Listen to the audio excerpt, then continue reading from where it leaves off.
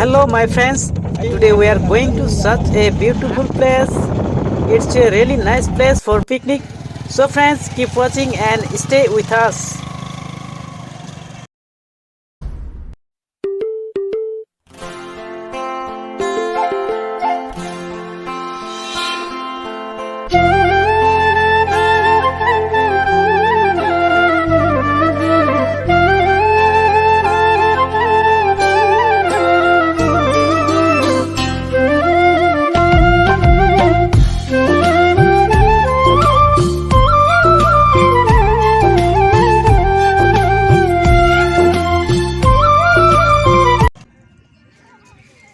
নমস্কাৰ বন্ধু বান্ধৱীসকল আপোনালোকক স্বাগতম জনাইছো মোৰ YouTube channel NS tips and ফাৰ্মিঙলৈ বন্ধুসকল আজিৰ ভিডিঅ'টো গাহৰি ফাৰ্মিং ৰিলেটেড নহয় বেলেগ ধৰণৰ লৈ আহিছো মানে আমাৰ ষ্টাফৰ হৈ পিকনিক খাবলৈ গৈছিলো তাৰে এটা ভিডিঅ' বনাই আপোনালোকৰ মাজত আগবঢ়াইছো পিকনিক খাই বহুত ভাল লাগিল কিন্তু তাত এটা অতি দুখ লগা বেয়া ঘটনা ঘটিছে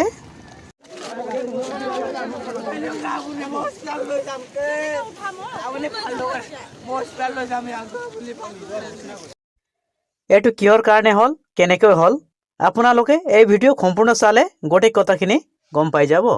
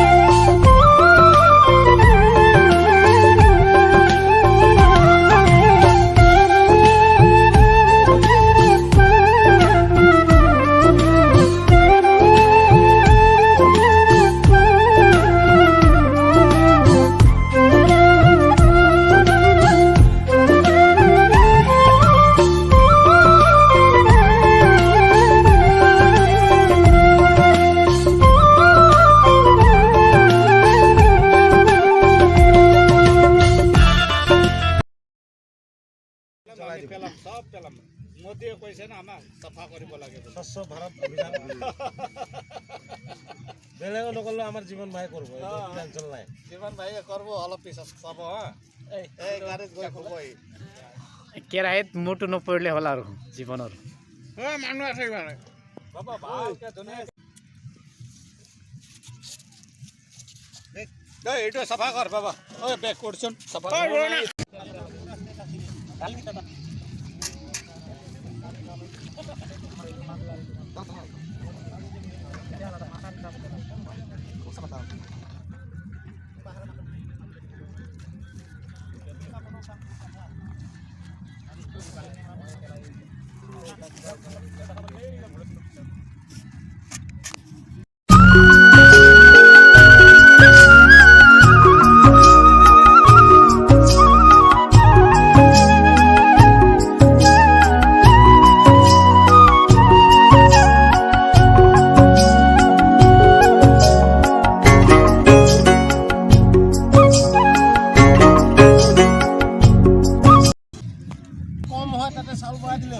এইবিলাক চিষ্টেমে নাই জুই নাই যে তেতিয়াই কৈছিলোঁ না আমি একেবাৰে বেছি হ'ব এইখিনিয়ে বেছি হ'ব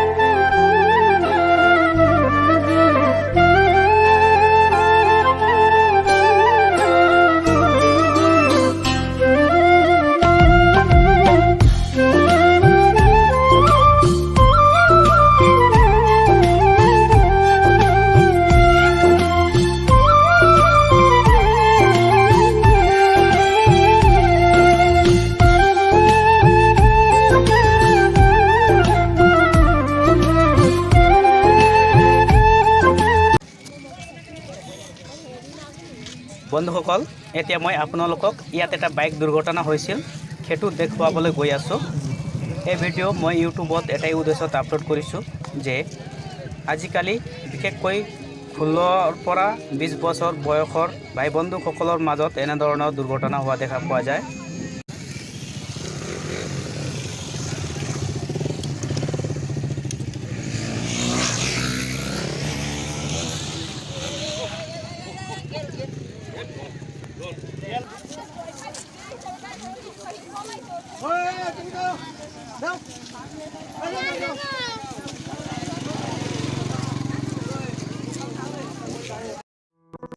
বন্ধুসকল এই ঘটনাটো হ'ল আমাৰ ওদালগুৰি জিলাৰ ভৈৰৱকুণ্ড পিকনিক প্লেচত হৈছিল এনেধৰণৰ দুৰ্দশা দেখি এনেধৰণৰ ঘটনা দেখি মনটো বহুত বেয়া লাগিছে বন্ধুসকল এই ঘটনাটো কেনেকৈ হৈছিল জানেনে আপোনালোকে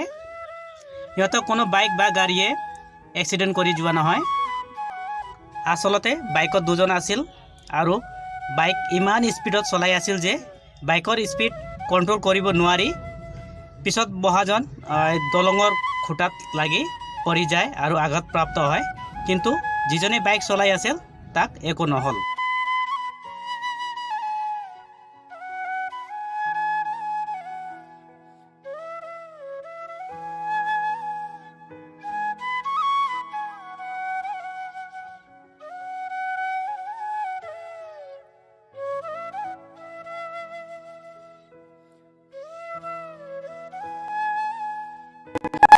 বন্ধুসকল এই এক্সিডেণ্ট হোৱাৰ মেইন কাৰণ তিনিটা আছে প্ৰথমটো হ'ল হেলমেট পিন্ধা নাছিল দ্বিতীয়তে এলকহল সেৱন কৰিছিল আৰু তৃতীয়তে হ'ল লাপৰবাহীকৈ বাইক চলাই আছিল অৱশেষত এইদৰে স্কুটিত উঠাই মেইন ৰোডলৈ লৈ যোৱা হ'ল আৰু পাব্লিকৰ সহযোগত 108ক কল কৰি হস্পিটেললৈ পঠাই দিয়া হ'ল বন্ধুসকল আপোনালোকে ঘৰৰ পৰাতো ওলাই যায় কিন্তু ঘৰলৈ উভতি নহালৈকে পিতৃ মাতৃ চিন্তা হৈ থাকে ঘৰলৈ ঘূৰি অহাৰ ৰাস্তা চাই থাকে so friends safe drive and safe life thank U